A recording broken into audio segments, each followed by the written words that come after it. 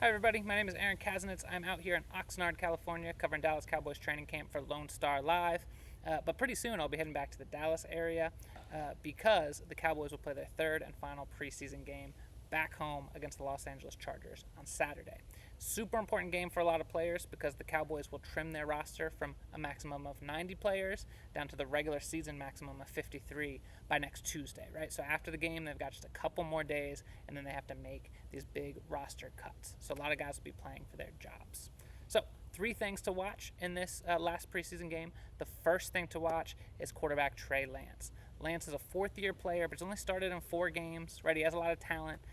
Owner Jerry Jones said that Lance will make the final 53-minute roster this year, but we still want to see improvement from Lance because he's a young player at a marquee position. So we'll watch for Trey Lance. We'll also watch the running back competition, right? Deuce Vaughn and Royce Freeman. These are some running backs that a lot of Cowboys fans might have heard of, especially Vaughn, a short and shifty guy who was a draft pick last year.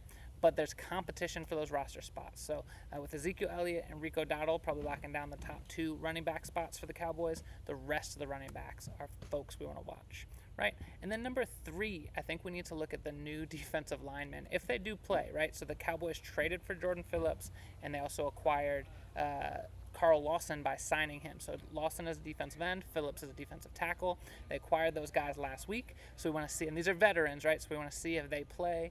Have they progressed? Are they ready to join the Cowboys? Because the Cowboys do need some help on that defensive line because they've lost some guys to injuries. So I'm going to be looking at quarterback Trey Lance. We'll be watching the running back competition. We'll also be watching those veteran newcomers at defensive line, and we'll see how all that shakes out on Saturday at AT&T Stadium when the Cowboys wrap up their preseason slate against the Los Angeles Chargers.